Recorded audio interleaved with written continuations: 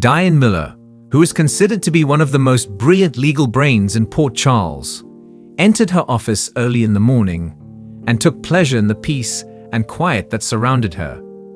Coffee had already been prepared for her, and a big file had been placed on her desk by her assistant. A knock on her door halted her as she was mentally prepared herself for the challenges that would be presented throughout the day. Diane yelled out, "Come in," and at the same time, she glanced up to see Robert Scorpio standing there with a serious expression on his face. It wasn't very often that Robert showed up without prior notice, so she couldn't help but raise an eyebrow in surprise. "Why are you here at this hour, Robert? What brings you here?" "My assumption is that it is not merely a social call." A smirk appeared on Robert's face as he entered the room and shut the door behind him again. "I'm sorry to say that no. Before you heard this information from anyone else, I believed it would be best if I shared it with you personally. There is a case at hand, and I believe it will have a significant impact on the client list that you maintain." Diane made a determined frown and motioned for him to take a seat. "All right, move on with it. I wouldn't like to be kept in suspense." Diane's eyes briefly swept over the document that Robert had pushed across her desk, and her face rapidly changed to one of astonishment as she took in the information. It was the words "state audit" that immediately came to her attention, and when she became aware of what this meant, she felt her heart skip a beat. Investigations were being conducted on a number of her clients, and these clients were not just ordinary clients. Rather, they were prominent persons in the city of Port Charles. Is this audit? It's very real. In an effort to maintain her composure, Diane posed the question. There were significant repercussions. She had been handling cases for years, and if the state was investigating her clients, then the cases that she had been handling could be in danger. With a steady stare, Robert nodded his head. "It's going to get messy, and it's going to be very genuine. I wanted you to be aware of this so that you could get ready." Diane took a deep breath as her thoughts continued to race. Even though the shock had not yet worn off, her instincts as a lawyer were already beginning to kick in, and she was already planning her next move. "It is my pleasure, Robert. I want to thank you for the heads up. I'll make sure to handle this situation with caution." Even though she was feeling anything from peaceful on the inside, she managed to muster a little grin. Certainly, this was going to be one of the most difficult instances that she had ever dealt with or handled. On the other side of town, Laura Collins was not paying attention to the paperwork that was in front of her as she sat in her office at City Hall. She had been experiencing a sensation of loneliness that she had not anticipated ever since she had recently won a political election. She had a deep affection for her position as mayor, yet the duties that came with it were unrelenting, and the impact that it had on her personal life was only starting to become apparent. The sound of someone knocking on her door drew her back to the current moment, and she looked up, shocked to see Anna Devane standing there with a friendly grin that she had seen before. "Anna. Wow, what a wonderful surprise." The expression on Laura's face changed as she said, "Come in." Anna walked in, her sharp eyes seeing the strain in Laura's posture as she entered the room. Robert had informed her that Laura had been working tirelessly to achieve her goals, and she desired to personally check on her buddy in order to see how she was doing. Anna sat down opposite Laura and approached her. "Laura, you know me. I couldn't stay away when I heard you've been working non-stop," she began. "I couldn't stay away. What is your current state of health?" At the same time as she was moved by Anna's care, Laura was hesitant to share her burdens with her. Despite this, she was confident that she could confide in Anna about her genuine emotions, and as a result, she finally gave herself permission to be open. "It's more difficult than I anticipated, Anna. Despite the fact that I cherish my role as mayor, the pressure never seems to ease up. Moreover, I have the impression that I am losing touch with everything else that is important to me as of late." Anna listened attentively while nodding her head in consolation. She was aware that Laura had always thrown her energy and passion into helping other people, even if it meant sacrificing her own health and happiness. Laura, you are not totally alone. Every single one of us has experienced that. It is not lost on me that this profession can be taxing. But don't forget that there are individuals in this room who are concerned about you. Laura beamed with gratitude as she reached across the desk to give Anna a firm grip on the hand. It is my pleasure, Anna. Hearing that is quite meaningful to me. After receiving the squeeze, Anna responded in a soft voice. At any time. Additionally, keep in mind that you do not have to handle everything by yourself. Diane sat in her office the following morning, carefully reviewing the files of her clients. She was very thorough in her review.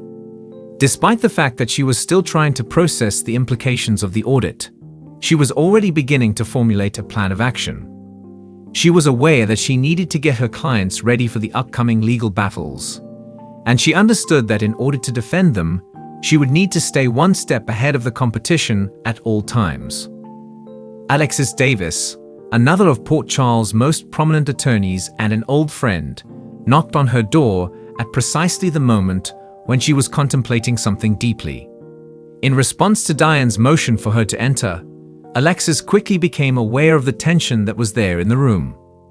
What exactly is going on, Diane? The joy on Alexis's face immediately disappeared when she saw Diane's serious demeanor. You look like you're about to take on the Supreme Court, Alexis quipped, but her smile quickly slipped away. Alexis, I am happy that you are here. An audit that is going to have an impact on some of our most prominent customers is the problem I'm dealing with right now. It's only a matter of time before things go ugly, and in order to deal with this situation, I need as much assistance as I can get my hands on. Alexis's pupils drew together in surprise. An examination? Who placed the order? Diane let out a sigh. It is the state. The investigation is focusing on finances and associations that date back a very long time. I am referring to customers who have been working with us for a number of years. If they discover anything, it might be a sign of much more serious trouble. Alexis gave a meaningful nod, indicating that she was aware of the seriousness of the matter. Diane, I'm good to go. I will assist you in any way that I can. In order to ensure that our clients are kept up to date at every stage of the process, we will need to construct a robust defense. Diane experienced a twinge of optimism for the very first time since she was informed of the situation. Having Alexis by her side, she was confident that she had a shot of shielding her customers from the dangers that were still to come. When Laura arrived back to City Hall, she paused for a brief period of time to collect her thoughts following her talk with Anna. A renewed sense of strength had been bestowed upon her by the realization that she was not alone, and she made the decision to persevere regardless of how challenging the situation grew. Having made up her mind to take charge of the initiatives that had been giving her concern, she decided to arrange a meeting of her advisory team. During the beginning of the meeting, Laura noticed that she was feeling more focused than she had in the previous weeks. Her self-assurance increased with each choice that she made, and she experienced a revitalized sense of purpose in her newly appointed position as mayor. Following the conclusion of the conference, her advisors returned home with a sense of her drive, each of them being inspired by her tenacity. After some time had passed, Laura sat down to compose a letter to her daughter Lulu, who was still recuperating at facility until later that evening. Despite the fact that Lulu was a great distance away, Laura wanted her daughter to understand that her inspiration stemmed from her family, and that every choice she made was for the sake of their future. Anna continued to be anxious about Laura, and she made her way to the police station where Robert Scorpio was working. She wanted to express her concerns to Robert in the hopes that he might have some suggestions for how to provide assistance to Laura in the weeks to come. In response to Anna's arrival at his office, Robert looked up and smiled. "How are you doing, partner? I am grateful. To whom do I owe this pleasure?" Anna took a seat, her face displaying a thoughtful expression. "My name is Laura. This morning, I went to check on her, and she appeared to be exhausted. In my opinion, she is in need of some assistance in order to get through this time." A frown formed on Robert's face. However, I do agree with you. Laura has always been resilient. She has been bearing a significant burden. Perhaps now is the time to demonstrate to her that we have her back. To express her appreciation for Robert's comprehension, Anna nodded. In order to let her know that she is valued and that she is not alone, I was considering organizing a small event consisting of only her closest friends. Having already begun to warm up to the concept, Robert smiled. I'll assist in making the arrangements. We should make sure that she is aware of how much she means to each and every one of us. Diane and Alexis met with each of their customers individually over the course of the following several days in order to get them ready for the challenges that were still to come. They exerted a great deal of effort in order to examine each and every financial record, each and every contract, and each and every business association. Their goal was to identify any potential vulnerabilities before the state could take advantage of them. During a session that took place late at night, Alexis approached Diane with a smile of awe on her face. I'm sorry, Diane, but I have to give it to you. How you are dealing with this situation. I don't believe that anyone else could pull it off. In spite of her exhaustion, Diane smiled gratefully. It's something that we do, Alexis. No matter what happens, we will always fight for our customers. And when this is over, I will be prepared to face whatever happens after this. Laura was extended an invitation to attend a small party that was going to take place at the Metro Court a few days later. Despite the fact that she was apprehensive to take time away from her responsibilities, she made the decision to go because she was aware that her friends had planned it specifically for her. As soon as she arrived, she was met by Anna, Robert, Alexis, and a few other close friends, all of whom were smiling at the same time. During the time when they were raising a glass to her tenacity and fortitude, Laura experienced an overwhelming sense of thankfulness. It was brought to her attention that she was never truly alone because she was surrounded by individuals who cared for her greatly. The atmosphere in the room became filled with laughing and stories as the evening progressed, and Laura's heart began to feel lighter than it had in months. She discovered that she was re-energized and ready to take on any problems that came her way with each toast and every word of encouragement that was offered to her. While walking around the waiting area at General Hospital, Alexis Davis's heels made a quiet clicking sound against the tiled floor with each step. The number of hours that she had spent waiting for information on her family, friends, clients, and even herself had become so many that she had lost count of them over the years. This time, however, the waiting experience was different. She was bracing herself for any news regarding her daughter, Sam, who had been admitted earlier that day under odd circumstances. Her heart was racing as she waited for any information. At the moment when the sun was sinking below the horizon, Alexis paused by the window and looked out over the city of Port Charles. Alexis's thinking remained anything but tranquil despite the fact that the hospital was lower in volume in the evening, with the bustle of the daytime fading away to a hum. "Hello, Miss Davis." As she turned around, she saw Monica Quartermain coming closer, her face displaying a friendly yet guarded attitude. "I just wanted to make sure that you are doing well." Forcing a smile, Alexis smiled. "It is my pleasure, Monica. I am aware of how busy you are. Do you have any updates on Sam?" As she did so, Monica gently placed her hand on her shoulder. "Although there is no specific information at this time, you can be sure that she is in the most capable hands.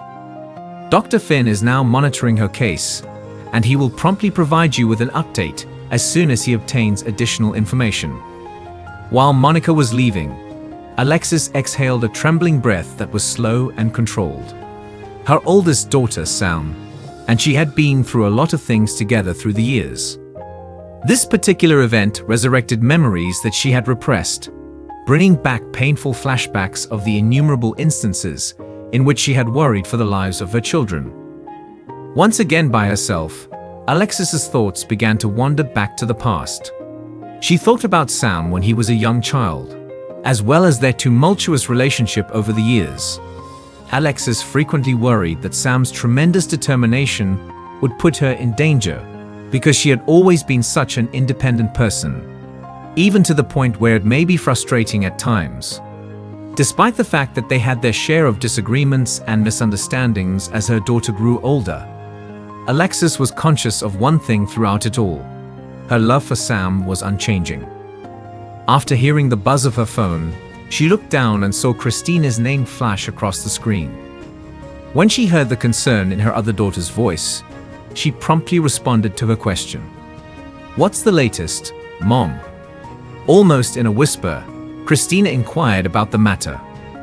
Alexis assured her sweetheart, "Not yet," while maintaining a steady tone of voice. "However, I will keep you updated until I receive any new information." Christina let out a sigh. "I really wish that I could be there with you," she said. Alexis responded, "I know," while her heart was in pain. "And yet, you are exactly where you should be. I'll sure to keep you updated." The moment Alexis hung up the phone, she had a twinge of loneliness. While Sam was in the hospital, her worries as a mother had been reawakened. These fears included feelings of powerlessness and a desperate need to shield her children from everything, despite the fact that she was aware that this was impossible. A visit from Diane is the third part. Her thoughts were interrupted by a voice that she recognized. "Alexis, I'd arrived when I heard about it," she said. An expression of concern could be seen on the face of Alexis's dear friend Diane Miller as she turned around. The sight of her friend was a source of solace for Alexis, which was something she had not been aware she required until that very moment. Diane walked across the room and embraced her in a warm embrace for a moment. "I want to express my gratitude to Diane for coming," Alexis muttered, a trace of relief creeping into her tone of voice. "I am making an effort to maintain my composure, but you are aware of the way I am." Diane smiled at her in a way that was reassuring. "Alexis, you are more powerful than you ever imagined. Moreover, Sam is a difficult individual, exactly like her mother. I have faith that she will prevail." After settling onto two seats by the window, they were silent for a period of time. They did not speak to one another. The presence of Diane was reassuring and served as a constant reminder that Alexis was not the only one experiencing terror. She had friends and family members that would always be there for her, no matter what the circumstances were. At some point, Diane raised her voice, her tone being soft yet inquisitive. "Has it occurred to you, Alexis, that you might want to talk to Finn?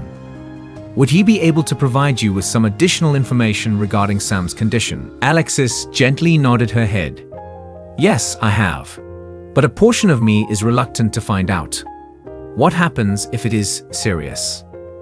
Alexis was comforted by Diane's hand, which she placed on her arm. "Alexis, you are capable of facing whatever challenges may come your way. No matter what happens, you can count on the support of each and every one of us here." During the time that Diane was leaving to fetch some coffee, Alexis sat back, wrapped her arms about herself, and rehashed memories of Sam. Sam's first steps, her first words, and her bold personality were all things that came to her mind. Sam had always been defiant, even when she was a young child, and Alexis had both admired and fretted about her daughter's ability to maintain her individuality. With the passage of time, they had endured a multitude of storms, including secrets that had the potential to drive a wedge between them. Even though Alexis had committed an innumerable number of errors, she occasionally pondered whether or not Sam had forgiven her for each and every one of them. Nevertheless, none of that was relevant at this very time. Her only want was to be able to see her daughter in a secure environment, to hear her voice, and to take her hand. It was a soft knock on the door that brought her attention back to the present moment. She turned her head to gaze at Finn, whose expression was indecipherable. "Dr. Finn," she greeted, her voice shaking slightly as she spoke. "Have you done any recent news?" A kindly expression appeared in Finn's eyes as he nodded. "I concur, Alexis. Please allow me to provide you with an update." After taking a seat next to her, Finn spoke in a manner that was both empathetic and professional. "The fact that Sam's condition has not changed is a positive indicator. On the other hand, we are still working to determine the precise reason for the symptoms. Currently, we are doing testing and keeping a tight eye on her, and I will keep you updated on everything that happens going forward." Alexis nodded, a mixture of relief and lingering worry emanating from her. "Thank you so much, Dr. Finn. Your candor is greatly appreciated, and I thank you for it." He smiled at her in a way that was soothing. "You have my word that we are doing all in our power. As Alexis says, Sam is a fighter. Moreover, she is in capable hands." While he was leaving, Alexis experienced a burst of hope. While it was not a complete response, it was at least something. It was Finn's words that she clung to, always reminding herself that Sam was courageous and that she had already triumphed over a great deal. The sixth section, Unanticipated Guests. Alexis remained by Sam's side throughout the night, reluctant to go even as night fell. The thoughts that ran through her head were all of the what-ifs, the hypothetical situations that she imagined would occur if things took a turn for the worse. On the other hand, her determination became stronger with each passing hour. In spite of everything, she was resolute in her commitment to be there for Sam. A voice that was recognizable to her could be heard coming from outside the chamber in the wee hours of the morning. Standing in the doorway, Sonny Corinthos wore a gloomy yet encouraging expression on his face. He spoke softly and murmured, "Alexis, I wanted to make sure that you and Sam were doing well." In appreciation for his presence, Alexis bowed her head. "It is my pleasure, Sonny. It has a great deal of significance." During the brief period of silence that they shared, both of them were aware of the anxiety and uncertainty that came along with loving their children with such ferocity. During the time that he was with her, Sonny provided her with unspoken support and assured her that he would be there for her in the event that she required any assistance. On the following day, Finn came back with additional information. "Alexis, I believe that we have identified the possible cause of Sam's problems. Now that we are aware of the severity of the infection, we are able to treat it immediately. She has been suffering with an infection that was more severe than we initially believed it was." After what seemed like days, Alexis finally felt a flood of relief wash over her, and her shoulders began to relax. "It is my pleasure, Finn. I'm grateful to you for everything." A true warmth could be seen in his eyes when he grinned. "There is no need to worry about her, Alexis. It can take some time, but she will get better in the end." As Alexis touched her daughter's hand later that day, she experienced a surge of emotion. Sam's eyes finally opened, and she was overcome with emotion. Sam turned her head to gaze at her, a smirk appearing on her face. Sam yelled out in a hushed whisper, "Mom," her voice weak but solid. "I am grateful to you for being here." As Alexis brushed a strand of hair away from Sam's forehead, she smiled through the tears that she was crying. "I couldn't possibly be anywhere else I'd rather be." At that same instant, all of their previous difficulties, every quarrel, and every misunderstanding vanished into thin air. The only thing that connected them was a love that had endured every difficulty. They were just mother and daughter. As they clasped hands with one another, Alexis was aware that they would face whatever challenges lied ahead of them together, regardless of the circumstances. Elizabeth Weber was updating patient charts while standing at the nurse's station at General Hospital. She hardly caught a glimpse of the background noise that was occurring throughout the day. It was the kind of day in which everyday activities took precedence, allowing her to temporarily forget about the difficulties that were a part of her existence outside of the hospital walls. She was just ending up her shift when she was given an envelope, and when she opened it, she noticed that her name was written in a beautiful calligraphy on the front of the envelope. She opened it out of curiosity and discovered a letter that appeared to be official inside. "Dear Ms. Weber, we are pleased to inform you that you have been selected to participate in the prestigious International Medical Training Program in Paris, France." Elizabeth's heart stopped beating for a moment.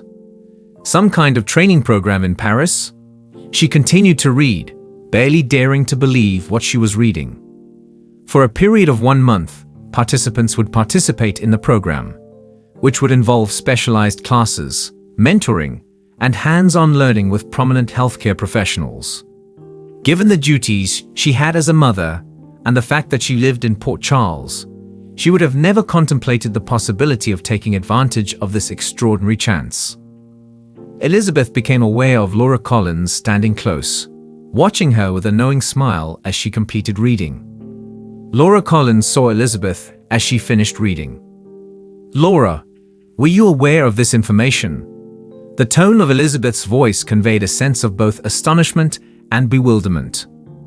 She grinned and nodded her head. "Indeed, I did it. I am writing a letter of recommendation solely for you.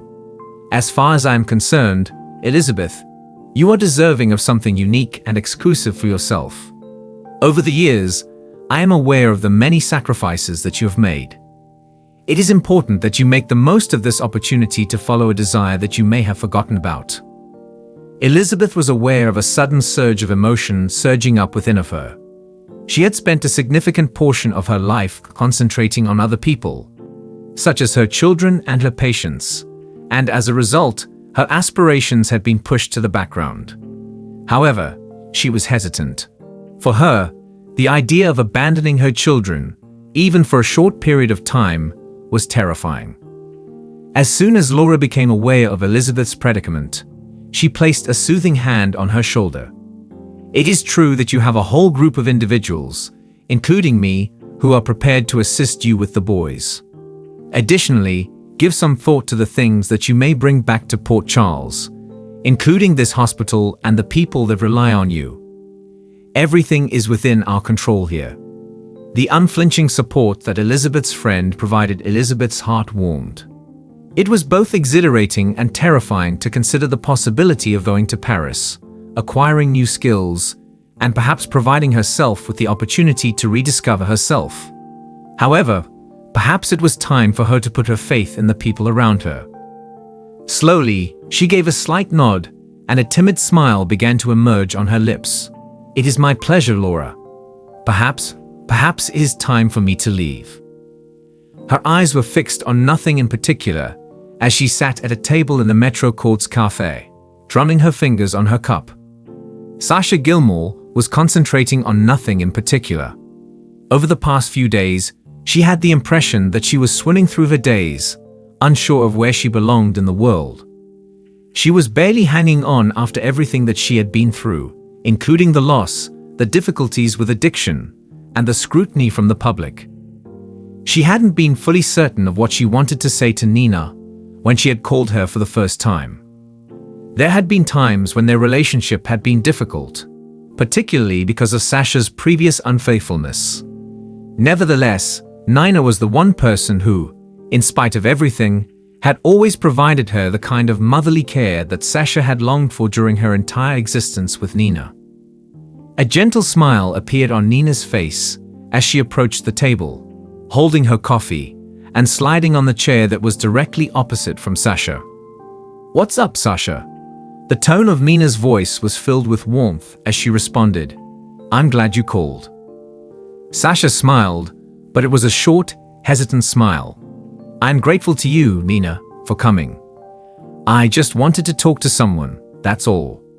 You are the only person I considered to be someone with whom I could truly be honest." During the moment that Nina stretched out to cover Sasha's palm with her own, her demeanor became more gentle. "When you need to chat to me, you can always do so. How are you feeling right now?" Forcing herself to be vulnerable, Sasha took a deep breath and prepared herself. "It is impossible to explain. I've been feeling so disoriented. There is a portion of me that longs for the person I could have been in the past, the person I believed I was before everything that took place. Despite everything, that individual suddenly feels like a complete stranger. I am completely clueless about how to locate her once more." Nina gave a slight nod, her eyes brimming with compassion. "There is a lot that you have been through, Sasha.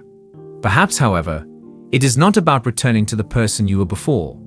Perhaps you are in the process of transforming into a different person, someone who is more powerful." Despite the fact that Sasha's eyes were welling up with tears, she blinked them back and swallowed the emotion that was swelling in her throat. I really wish I had believed that. But there are times when I question whether or not I will ever be able to rebuild. It's as if I'm standing on the precipice of something wonderful, but I have no idea how to proceed. Sasha's hand was softly squeezed by Nina as she reached across to her. The ache that you have been experiencing will not go away suddenly. However, you are making progress each and every day that you show up. No, Sasha, the process of healing does not occur in a linear fashion. But you are not the only one. You are surrounded by people who are concerned about you and who are willing to point you in the right direction. Despite the fact that Sasha felt a tear make its way down her face, she did not try to sweep it away. She experienced seeing and being understood for the very first time in a very long time. The unflinching support that Nina provided served as a constant reminder that despite the gloom, there were people who cared for her and believed in her. In a hushed whisper, Sasha expressed her gratitude to Nina, her voice brimming with emotion. I don't know what I'd do if you weren't in my life. There was a brief period of stillness between them, during which Sasha had a glimmer of optimism in a place where she had previously only experienced sorrow. In spite of her continued inability to properly comprehend the letter's contents, Elizabeth continued to pace the floor of her living room while glancing at it briefly. When she expressed interest in the chance, her eldest child, Cameron, had shown a surprising amount of support. He was almost an adult, smart beyond his years, and more than capable of stepping up to assist with his younger brothers. He was approaching the age of maturity. However, she continued to be hesitant, her maternal impulses competing with the pull of her own aspirations towards success. The moment she sat down, she reached for her phone and dialed Finn's number. After a few rings, he answered, his voice as friendly as it had always been. It's Elizabeth. Hey, what's going on? Due to the fact that she required a reliable voice to talk things out, she took a deep breath. Finn, there has already been an event. The opportunity to receive medical training in Paris for a period of 1 month has been presented to me. Indeed, it is a fellowship program. I never in my wildest dreams imagined that something like this could exist. It was a quiet whistle that Finn let out. Paris, you say? Elizabeth, that is really fantastic. Where are you going to stop? While Elizabeth was expressing her concerns, her fingers became increasingly tense on the phone.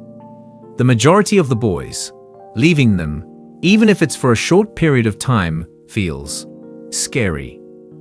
Finn's tone became more kind. Elizabeth, you have made a great deal of sacrifices. There is something that you are permitted to do for yourself. The lads are going to be okay.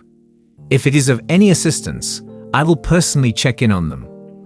Elizabeth felt a weight lifted off of her heart, and she smiled as she envisioned a life in which she could pursue this desire while still having the people she loved by her side.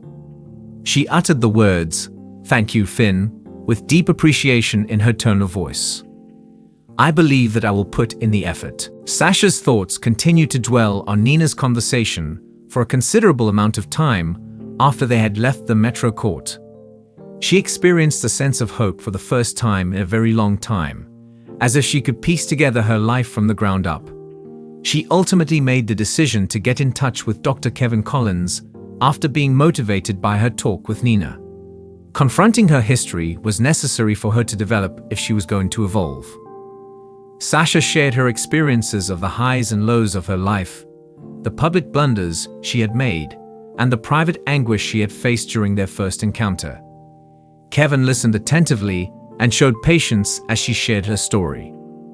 I believe that the most difficult aspect is developing the ability to forgive myself, she admitted. For a very long time, I was so intent on putting on a front of being someone that I was not. In addition, now that I am simply me, I am not even convinced that I like who I am. Kevin moved closer to the speaker, his eyes brimming with comprehension. Forgiveness is never an easy task, especially when it comes to forgiving oneself. But the voyage is one that should be taken. It is possible to begin with a tiny step, which is to locate instances in which you choose to be nice to yourself rather than judgmental. Initially, it might not feel natural, but as you get more experience with it, it will become easier. A feeling of resolve began to take hold in Sasha as she nodded. Maybe, just maybe, she could find her way back to happiness if she could have the ability to accept herself and forgive the mistakes she has made in the past. After a week had passed, Elizabeth was standing at the airport, her suitcase slung over her shoulder, and she was prepared to start her voyage. While Laura, Finn, and her boys were present to bid her farewell, their faces were filled with pride as they said their goodbyes. "Go make us proud, Mom," Cameron whispered as he threw his arms around her in a tight hug. "Not a problem for us at all." As Elizabeth eventually made her way through the gate, her heart overflowed with emotion as she hugged each of her boys and each of her friends. During the moment that she was boarding her trip to Paris, she experienced a surge of enthusiasm and a revitalized feeling of purpose. Her time had finally come. Please let me know if you would like the story to continue from this point on, or if you would like additional details added to the journey of self-healing